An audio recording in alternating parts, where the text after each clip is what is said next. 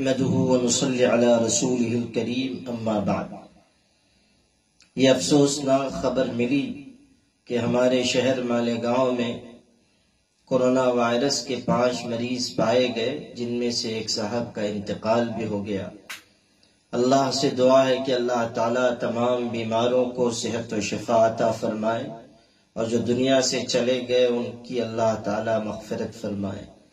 یہ مرحلہ ایسا ہے کہ جس میں پورے شہر کے لوگوں کو احتیاطی تدابیر پر پوری طرح عمل کرنا چاہیے۔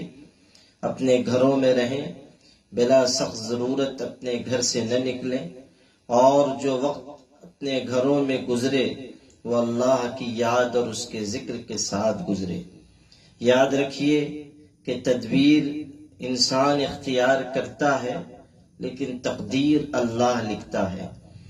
التقدیر لکھنے والے اللہ سے ہمارا تعلق مضبوط ہوگا تو اللہ تعالیٰ کی مدد اترے گی۔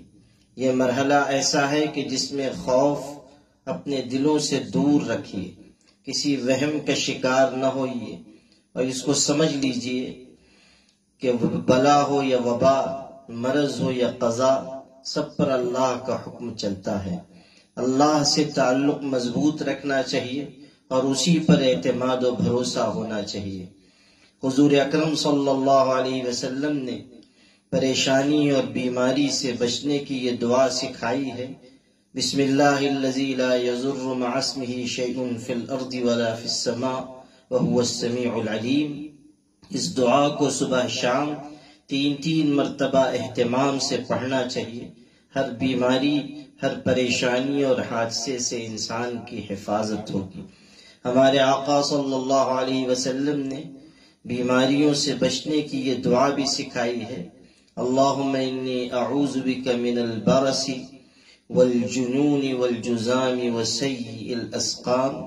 اس دعا کا بھی ہر فرض نماز کے بعد اہتمام کرنا چاہیے۔ سورہ یاسین شریف بھی روزانہ اس نیت سے ہر شخص، ہر مرد و عورت پڑھ لیا کرے کہ میرے گھر والوں کی اور تمام شہر کی اس بلا سے، وبا سے حفاظت ہو۔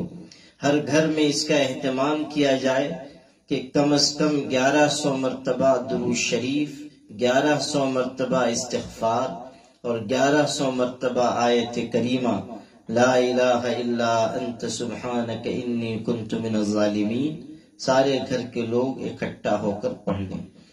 اسی طرح احادیث میں جو حفاظت کی دعائیں آئی ہیں، صبح شام ان کو ضرور پڑھیں۔ اسے ایک پرچے پر لکھ کر میں عام کر رہا ہوں۔